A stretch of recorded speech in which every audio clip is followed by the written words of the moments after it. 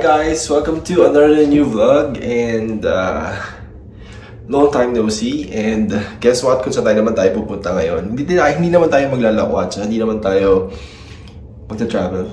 You know, we're gonna do something for the house naman. So isa sa mga viewers natin nag-request if I can do a grocery haul. So since we're gonna have our grocery today, so I will film it. And we're heading to Walmart. We'll see what's the good buys and best deals na makikita natin sa Walmart. And yeah, papakita ko sa inyo and we'll do a haul after that. So let's go!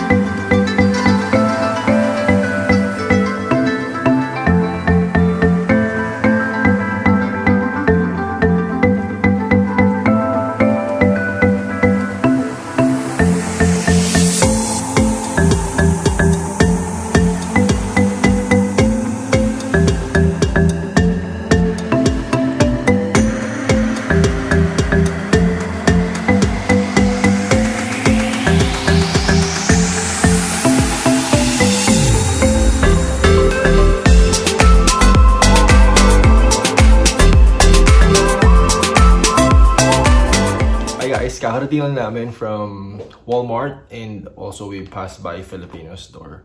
So simulan na natin yung haul natin. Medyo marami-rami siya. So let's do this.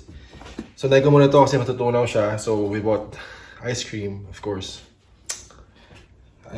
This is one of my weakness, ice cream. So ice cream, and then we have chicken, lemon chicken. We have pork chop. We have bacon. We have eggs. This is, I think, 18 large eggs. Watermelon. My milk. It's a gluten-free milk because I have gluten allergy, so I have to take gluten-free items or like food. And then sliced cheese, sugar, fruits. We have, they call it cuties. Actually sa atin parang, ano bang tawag dito sa atin? Not dalandan, but you know, di ba nakikita mo pag nag-New Year sa atin, meron maliliit na, lumalabas yung ganitong maliliit na orange. And then, I got banana. I got my gluten-free white bread. Bagels.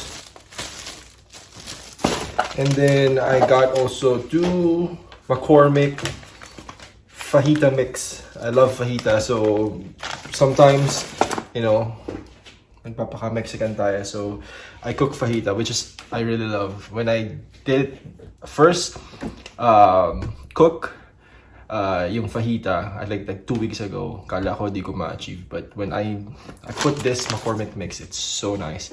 Ang sarap niya, and yeah, partner with bell pepper and you know, hot sauce and with cheese. Yum. And then nagpunta naman kami sa Filipino store kasi ibang food, or like for example vegetables, medyo hindi mo makikita sa Walmart. Like yung ibang pagkain doon ibang klase. So we went to Filipino store. So I bought eggplant, garlic, ampalaya. I like ampalaya, onions, and then celery. I bought celery because I plan to cook sopas the Filipino way. Kasi sa amin sa bahay, pag nagluto kami ng sopas, minsan they put celery, so you know, pagkaluto niya mabango, you know. So yun. And then pear,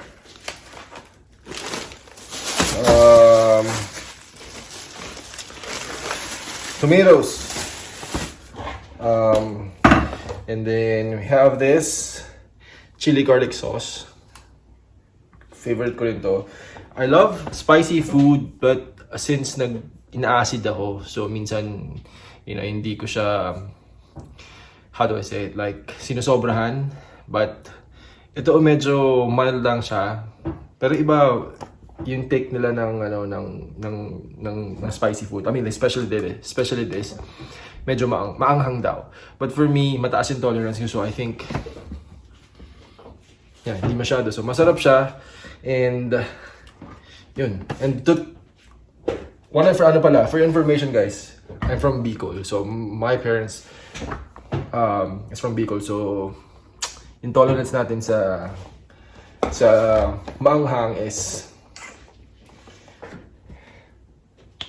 detergent soap. I mean, like, sorry, this is for dishwashing, sorry, not detergent. Dishwashing soap. For bathroom, Kikoman also, because we love doing Korean, you know, food. Sometimes we do barbecue dito sa place, so hindi nawawala yung mga yan. Air freshener sa house para mabangon pa natin yung bahay. And then Skyflake, this is my This is my diet food. So every time I'm hungry or I want to munch in something, instead of like getting like bread and or junk food, I'll get this and with a peanut butter. So sarap. And then we bought some canned soup. Sabi nila hindi to maganda for nagda-diet, but sometimes kasi pag kumakain kami, minsan walang like soup or anything, so just para hindi lang dry yung meal or yung dinner mo, we have this.